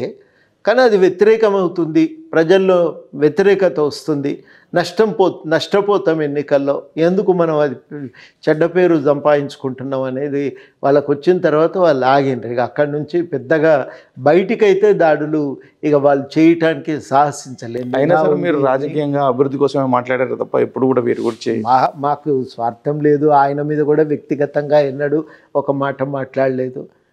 అది కరెక్ట్ కాదు. ఆయన రాజకీయాలనే తప్పు పడుతున్నాను తప్ప వ్యక్తిగతంగా ఆయన మీద మాకేం ద్వేషం అనే ధోరణితోనే మేము వ్యవహరించినాం. తెలంగాణ ఉద్యమం చేస్తున్న సమయంలో ఈ రంగం ఇట్లా ఉండాలి, ఈ రంగం ఇట్లా ఉండాలి, చాలా నోట్స్ రాసుకున్నారు, చాలా ప్రణాళికలు చేసుకున్నారు. 10 సంవత్సరాలు 9 సంవత్సరాల ఈ పరిపాలనలో వాటిలో ఎంతవరకు నెరవేరాయి? మొదటి 2 ఏళ్ళు తెలవక చేస్తున్నాడు అనుకున్నాం. 3వ ఏడు నుంచి మాకు మెల్లమెల్లగా అర్థమవుతుంది, ప్రతి నిర్ణయం వెనకాల స్వార్థ ప్రయోజనం ఉంది అనేది అర్థమైంది. అది సంపూర్ణంగా అర్థమయ్యే సమయానికి ఇంకో సంవత్సరం గడిచింది. అట్లా మొత్తానికి చివరాఖరికి మేము చెప్పటం మొదలుపెట్టినాం, ఇది ఒక మాఫియా గుంపు వలె ప్రభుత్వాన్ని నడుపుతున్నది, స్వార్థ ప్రయోజనాల కోసం, సొంత ఆస్తుల కోసమే అని చెప్పి ఇక మేము అప్పుడు అమరుల స్ఫూర్తి యాత్రలో మేము చెప్పటం మొదలుపెట్టినాం. ఇట్లాంటి గవర్నమెంట్ను మనం ఇదివరకు ఎన్నడూ ఎక్కడ చూడలేదు. ఒక ఆఫ్రికాలోనో తూర్పు యూరోప్ దేశాల్లోనో మనం ఇట్లాంటివి చూస్తున్నాం. కానీ వాళ్ళ మన దగ్గరనే అధికారాన్ని అడ్డం పెట్టుకొని వనరులను దోచుకుంటున్నటువంటి పాలకులను చూస్తున్నాం. ఒక మాఫియా బృందం ఈ తెలంగాణని ఏలుతున్నది అనేది మాకు అర్థమైన తర్వాత ఇంకా మేము చాలా సూటిగా దాన్ని విమర్శన చేయటం. చాలా మాఫియా గుంపు అనేది చాలా పెద్ద పదాలే వాడారు. ఇప్పటికి కూడా నేను చెప్తున్నాను, ఒక మాఫియా గుంపులాగానే రాష్ట్రాన్ని నడిపినారు. ఇక రెండోసారి గెలిచినాకనైతే ఇక అడ్డు అదుపు లేదు. చాలా విచ్చలవిడితనం అనేది బాగా పెరిగిపోయింది. ప్రజలు దాన్ని గమనించారు కాబట్టి ఇట్లాంటి తీర్పు ఉందంటారా? గమనించాను, మాతోనే అన్నారు. సారోళ్ళు మా చెప్పిండ్రు కానీ మనం వినకపోతామని కాళేశ్వరం కుంగిన తర్వాత అప్పుడు ప్రతి ఒక్కరు అడగటం మొదలుపెట్టిండ్రు. తర్వాత ఒక రజాకార్లు అంటే ఇన్నాం కానీ ఇప్పుడు చూస్తున్నామని చెప్పిండ్రు, మాతోని అన్నారు ఇవన్నీ. నేను సిరిసిల్ల పోతే ఒక రైతు ఆ ధాన్యం కొనుగోలు కేంద్రాల్లో ఉన్న కష్టాలన్నీ చెప్పి, ఏం బతుకు సార్ మాది, కడహీనమైన బతుకు, మనిషి పుట్టుకబట్టి మేము పశువుల కన్నా హీనంగా బతుకుతున్నామని చేతిలో ఏదో తట్ట ఉంటే దాన్ని అట్లా కుప్ప మీద ఎత్తేసి తన కోపాన్నంతటిని ప్రకటించి, అంతటి కోపాన్ని మేము ప్రజల్లో చూసినప్పుడే అనుకున్నాం ఇది చాలా పెద్ద ఎత్తున్నే ఉప్పెన్లాగానే రాబోతున్నది ప్రభుత్వానికి గడ్డు కాలమే అని ఆ రోజు అప్పుడే అనుకున్నాం. ఇక ఏదో ఎత్తుగడల ద్వారా అన్నింటి నడుమ తాను బయటపడాలనే ప్రయత్నం చేసిండు కానీ అది సాధ్యం కాదనేది మాకు అర్థమైపోయింది. అంటే ఇన్ని రాజకీయ నాయకుడిగా చాలామంది చూస్తుంటారు, చాలా సంవత్సరాల నుంచి పరిపాలన చేసిన కేసీఆర్కి ఈ ప్రజా వ్యతిరేకతను అర్థం చేసుకోలేకపోయారా? ఉంటుందని సహజంగా అనుకున్నారు. ఆయన మొత్తంగానే టీఆర్ఎస్ పార్టీకి ప్రజలతో సంబంధాలు తెగిపోయినాయి కదా. సెల్ ఫోన్ కదా అవుట్ ఆఫ్ కవరేజ్ ఏరియా అయినట్టు ఆయన అవుట్ ఆఫ్ కవరేజ్ ఏరియాలోకి వెళ్ళిపోయిండు. ఆయనకేమర్థమవుతుంది? అంతకుముందు ఉద్యమ కాలంలో ఆయనకు సజీవ సంబంధం ఉండే, ఓ చిన్న సైగా, ఒక కనుచూపు, ఒక మాట, ఒక పలుకు, అది బట్టి ఆయన చెప్పేది ప్రజల మూడు ఎట్లుందనేది. అటువంటిది లింకే తెగిపోయింది కదా. ఆ లింకే తెగిపోయింది. మళ్ళీ ఏదో ఎన్నికల మీటింగ్ పెడితే తప్ప ఆ సభలు చూసి ఆయన కొంత అర్థమైనట్టుంది కానీ సంపూర్ణంగా తెలుసుకోవటానికి కింద పార్టీతో ద్వారా వచ్చిన మాటలు వినలేదు, బయట వచ్చిన విమర్శకులు చెప్పిన మాటను వినలేదు. వీళ్ళని తప్పుపట్టిండు, లోపల ఎవరైనా విమర్శిస్తే వాళ్ళని కట్టడి చేశాడు, బయటకు ఇంకెవరు మాట్లాడలేదు. ఆయన చుట్టూ దడి కట్టుకొని లోపల కూర్చున్నాక ఎట్లా ఉంటుంది? అంటే ఉద్యమంలో పనిచేసిన వాళ్ళందరినీ ఉద్యమకారుల లిస్టులో నుంచి అంటే బయటికి ఒక్కొక్కరిని బయటికి పంపించింది అనుకోవాలా, దూరం చేస్తూ దాదాపు అందరినీ దూరం చేసిండు. సంపూర్ణంగా తాను చెప్పినట్టుగా వింటారు అనుకున్న వాళ్ళని దగ్గర పెట్టుకున్నారు. కానీ అందువల్ల ఆయనకి ఏం ప్రయోజనం జరగలేదు. ఉద్యమకారుడు అంటాడు ప్రజలకు వారధిగా పనిచేస్తే లాభం, కానీ తన అవసరాల కోసము కేసీఆర్ మీద వ్యక్తిగతమైన అభిమానంతోనే వచ్చి కూర్చున్నాడు. ఆయనకి ఏం మేలు చేయగలుగుతాడు? ఏం మేలు చేయడు. ఆయనకు అట్లాంటి వాళ్ళని తెచ్చిపెట్టుకున్నాడు. అంటే ఉద్యమ సమయంలో కూడా చూసినాం సార్, జయశంకర్ సార్ లాంటి వాళ్ళని చాలామంది మాట్లాడిన సందర్భంలో ఎందుకు ఈయనని ఎంచుకున్నారంటే ఎవరో ఒకరు ఎలా ఆయన వ్యక్తిత్వం మిగతా వాటితో సంబంధం లేకుండా ఒక వ్యక్తిని ముందు పెట్టామని కేసీఆర్ గురించి చెప్పేవారు. అవన్నీ తర్వాత నిజమైనవి అంటారా? అందరినీ అవన్నీ నిజమే అయినాయి. ఈయనకు ఇది సాధ్యం కాదు అని జయశంకర్ గారే అన్నారు కదా ఎన్నోసార్లు. తెలంగాణ వచ్చిన తర్వాత కూడా మీరు తెలంగాణ అభివృద్ధి కోసం కొట్లాడవలసి ఉంటుంది, నాకు మాట ఇవ్వండి, తెలంగాణ వచ్చేదాకా రాష్ట్ర సాధన కోసం, తెలంగాణ ఏర్పడిన తర్వాత తెలంగాణ అభివృద్ధి కోసం కొట్లాడతామని మాట ఇయ్యండి అడిగేది మమ్మల్ని. ఆ మాట ఎందుకన్నాడు? ఆయన నమ్మకం లేకనే కదా. ఆయన కానీ తెలంగాణ ఉద్యమం కానీ వేరే ప్రయత్నాలు చేయలేదు, కావాలని కేసీఆర్ని తెచ్చి ముందు పెట్టిండ్రని ఎవరైనా అంటే నేను దానికి చాలా సీరియస్గానే నేను సమాధానం చెప్తూ ఉంటా. ఎందుకంటే మీ అందరిని అడిగితే కదా, మీరు రాకపోతారు కదా. చాలామందిని అడిగినాం మేము. వాస్తవానికి ఒక్కొక్కరి పేరు కూడా ఏదో ఒక రోజు మేము కూడా చెప్పగా తప్పదు, ప్రకటించవలసి వస్తుంది. మేము ఎన్ని రకాలుగా బతిలాడినా మేమేం చెప్పినాం, రాలేదు కాబట్టి ఆయన ఒక్కడే మిగిలిండు. అంటే ఈ మీరు చూస్తున్నటువంటి అభివృద్ధి ప్రణాళికలో విద్య, వైద్యం వీటిలో ఏమన్నా ఈ కేసీఆర్ గవర్నమెంట్లో అడుగుపడిందా? ఏమీ లేవండి. ఆయన వైద్యం మీద ఖర్చు తగ్గించిండు, విద్య మీద తగ్గించిండు. ఈ రెండు కూడా ఎంత శిథిలమైపోయినాయి అంటే ఇలా బాగు చేయాలంటే చాలా పెద్ద బృహత్ ప్రణాళిక వేస్తే తప్ప అవి బాగుపడే పరిస్థితి లేదు. ఇవాళ మొదలు పెడితే ఇంకో 5 ఏళ్ళకి అవి కొంచెం దారికి వస్తాయి. ఈ కాళేశ్వరం ఇట్లాంటి వాటి గురించి మాట్లాడారు, మీరు చాలా చెప్పారు. అవును, మళ్ళీ రిట్రీవ్ చేయొచ్చా వాటిని? ఇంకా అది కష్టమండి. అది గోదావరి బాగా ఇవాళనే మనం చూస్తున్న మామూలు విజిలెన్స్ అధికారులు, ఇంజనీరింగ్ పరిజ్ఞానం లేని వాళ్ళు పోయి చూస్తేనే వాళ్ళు ఏదో చాలా సమస్యలు ఉన్నట్టున్నాయి, ఇది 1, 2 విషయాలకు సంబంధించింది కాదు అని స్పష్టంగా వాళ్ళే చెప్తా ఉన్నారు. ఇక మరి ఇంజనీరింగ్ నిపుణులు ఇక్కడి వాళ్ళు కాదు, దేశ విదేశాలలో నుంచి మనం పెద్ద నిపుణులను పట్టుకొచ్చి మొత్తం సమగ్రంగా చూపించాలి. ఎందుకంటే తొందరపాటుగా వాటికి మరమ్మతులు చేస్తే రేపటి దినాన్ని ఏదన్నా ప్రమాదం జరిగితే లక్షల మంది ప్రాణాలకి, కోట్ల ఆస్తులకు నష్టం జరుగుతుంది కదా. దాన్ని దృష్టిలో పెట్టుకొని మనం చేయవలసిన పని ఏంటంటే ముందు జాగ్రత్తగా దానిపైన మన ఈ డ్యామ్తో సంబంధం లేని ఇంజనీర్లు నిపుణులతో దాన్ని సర్వే చేయించాలి. చాలా ఆరోపణలు ఉన్నాయి. వాట్సాప్లో వచ్చిన మెసేజ్లను బట్టి జీవోలు వచ్చినాయి గతంలో అని, మంత్రివర్గానికి సంబంధించినటువంటి ఆమోదాలు లేకుండా నిధులు ఖర్చు అయినాయని, వాటి గురించి మీ స్పందన? ఇష్టానుసారంగా ఏ జీవోను ఎక్కడ చూపించలేదు. అంటే మీరు చూస్తే ఇప్పుడు నాకు చాలా విషయాలు అర్థమవుతున్నాయి. నంబర్ 1, తమ ఇష్టానుసారంగా జీవోలు తెచ్చారు. ఆ జీవోలు ప్రజల ముందు లేవు. మీరు ప్రభుత్వ శాఖలను కూడా సంపూర్ణంగా దాన్ని చిన్నాభిన్నం చేసి పారేసారు. నచ్చిన వాళ్ళని తెచ్చిపెట్టుకున్నారు. ఎవరు తమకు రోజు పైసలు ఇస్తారనుకున్నారో వాళ్ళని హెడ్స్గా ఉంచుకున్నారు. చాలా దిక్కు అవి ఇయ్యలేని వాడు దిష్టి బొమ్మలాగా మిగిలిపోయింది తప్ప ఏం చేయలేని స్థితి ఆయనది. అట్లా శాఖలను విడగొట్టి తమకు అనుకూలమైన వర్గం ద్వారా వాటి మీద నియంత్రణ చెలాయించటం, ఒకరిద్దరు అధికారులు మొత్తం ఇష్టానుసారంగా శాఖను నడిపే అవకాశం కల్పించటం, ఇవన్నీ కూడా జరిగింది. మొత్తం పనిచేయగలిగే ఇటువంటి ఉద్యోగులు కుప్పగూలిపోయినరు, బలహీనం అయిపోయినరు. ఏం చేయాలో అర్థం కాక వాళ్ళు ఊరుకున్నారు. ఈ మధ్యన ఒక కాంగ్రెస్ సీనియర్ నాయకులే నాతో అన్నారు, చేయేస్తే ఏం జరుగుతలేదు సార్, మాకు అర్థం కావట్లేదు ఏం చేయాలో అని. ఎట్లా సార్ వీటి మీద విచారణ జరగాలంటారా? సమగ్రంగా దర్యాప్తు జరగాలండి. ఇంకా జరిగింది మనకు అర్థమైన దానికంటే చాలా లోతుగానే నష్టం జరిగింది, చాలా లోతుగా నష్టం జరిగింది. ఆ శాఖల లక్ష్యాలు ఏంటి అనేది పక్కన పోయినాయి. ఇవాళ ఖచ్చితంగా ఈ లక్ష్యాల కోసం ఈ శాఖ పనిచేస్తుంది అనేది మళ్ళీ గుర్తు చేసుకోవాలి. ఎక్కడైనా వాటిని దారి తప్పిస్తే వాటి అన్నింటినీ మళ్ళీ ఒక్కసారి ముందుకు తీసుకొచ్చి వాటిని అన్నింటినీ కూడా దృష్టిలో పెట్టుకొని మొత్తం శాఖను ప్రక్షాళన చేయాలి. కొద్దిమంది ఇష్టానుసారంగా శాఖలను నడిపినరు, ముందు అట్లాంటి వాళ్ళని తొలగించాలి. ఆ శాఖలో సరిగ్గా పనిచేయటువంటి లక్ష్యం కంటే ఆ సొమ్ము ఆదా చేసుకునే లక్ష్యంతో శాఖలను వ్యవస్థీకరణ మార్పులు చేసి నిర్మాణాలను మార్చిండ్రు. ఆ నిర్మాణాలను మళ్ళీ సమీక్షించుకోవాలి. ఇవన్నీ కూడా వీటన్నిటి మీద మీ జరగదు. సలహాలు సూచనలు ఇస్తారా ప్రభుత్వం? తప్పకుండా మేము చూసినవన్నీ మేము మాట్లాడతాం, లేకుంటే ఎందుకు ఊరుకుంటామండి. 100 రోజులు అవుతుంది. ఎలా ఉంది ఈ ప్రభుత్వం, కొత్త ప్రభుత్వం? ఇప్పటికైతే బాగానే చేస్తున్నారండి. అన్నిటికంటే మించి ఏంటంటే ప్రజలతో సంబంధాలు అనేవి సజీవంగా ఉన్నాయి.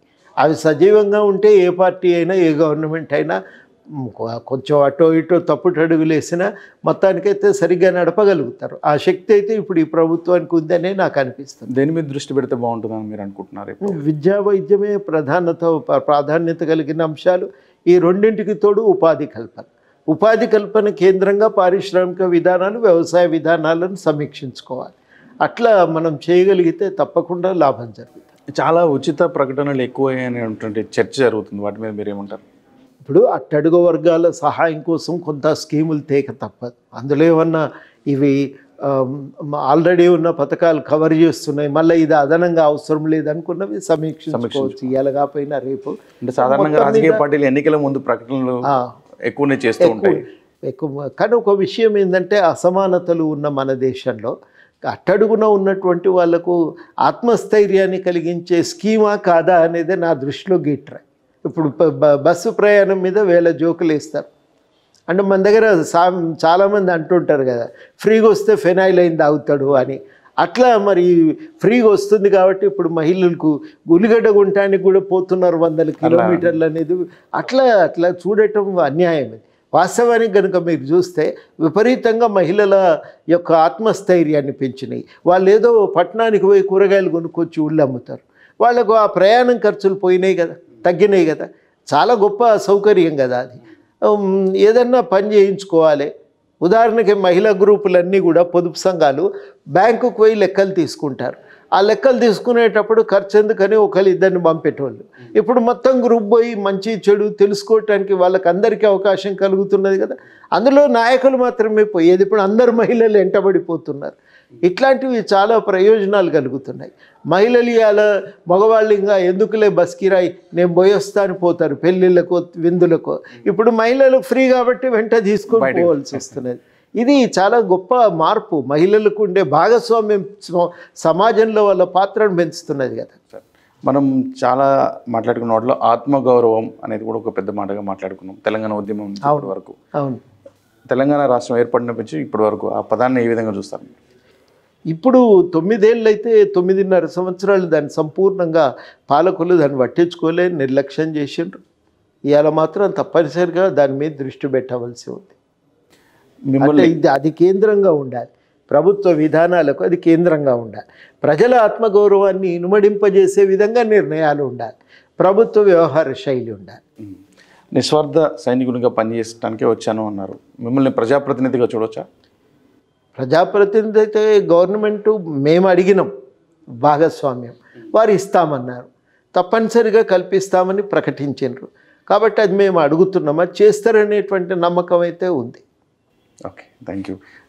అంటే మీ భాగస్వామ్యం ఉంటే ఎక్కువ ప్రజలకు మేలు జరుగుతుందేమో మా లాంటి వారు ఆశ. ఏదైనా తోచిన మాకు తెలిసిన కాడికి న్యాయం చేసే ప్రయత్నమే చేస్తాం. దాంట్లో ఇంకా అనుమానం ఏం లేదు. ఒక్క మాటలో స్వేచ్ఛ టీవీ ప్రేక్షకులకు, తెలంగాణ ప్రజలందరికీ ఏం చెప్పాలనుకుంటున్నారు మీరు? ఇప్పుడు మనం అందరం కొట్లాడిన మొత్తానికి అయితే ఒక స్వేచ్ఛను సాధించుకున్నాం. ఇవాళ మనుషులు చాలా స్వేచ్ఛగా జీవిస్తున్నారు. ఎవరు కూడా ఒక భయం అనేది పోయింది మనుషుల్లో. ఒక అహంభావపూరితంగా పీడించేటువంటి ఒక సర్కార్ అనేది అయితే పోయింది. అందరూ కూడా తృప్తిగానే ఉన్నారు, శాంతిగా జీవిస్తున్నారు. ఇవాళ చాలా కీలకమైందంటే ఈ పరిస్థితి మనం మళ్ళీ ఇంకా బలపడేటువంటి ప్రయత్నాలు జరగవలసిన అవసరం ఉంది. దానికోసం ప్రభుత్వాలు ఇచ్చిన హామీలను అమలు చేయాలి. ప్రజలుగా మనం ప్రభుత్వాలు అన్నీ కూడా ఒక రాజ్యాంగబద్ధంగా పనిచేసే విధంగా మనం కూడా మన ప్రయత్నాలను, మనం కూడా మన జాగ్రత్తలో మనం ఉండాలి. ఇది ఇవాళ మనం గ్రహించాల్సినటువంటి అవసరం ఉంది. మంచి ప్రయత్నాలు జరుగుతున్నప్పుడు మనం మాటాముచ్చడి ద్వారా ఒడగొట్టుకోవచ్చు. ఏ సమస్యనైనా ఆ రకంగా ప్రభుత్వంతో మాట్లాడవచ్చు, కొట్లాడవలసిన అవసరమేం లేదు. ఇవాళ ఆ పరిస్థితి వచ్చింది కాబట్టి ఆ రకంగా ప్రభుత్వంతో మాటాముచ్చడి ద్వారా మనం చేయవలసినవి చేయించుకోవచ్చని మనం అందరం గుర్తించాలని కూడా కోరుతున్నాం. థ్యాంక్ యూ సో మచ్ అండి, మీ విలువైన సమయాన్ని కేటాయించినందుకు. ఇది ప్రొఫెసర్ కోదండరామ్ గారితో ప్రత్యేక ఇంటర్వ్యూ.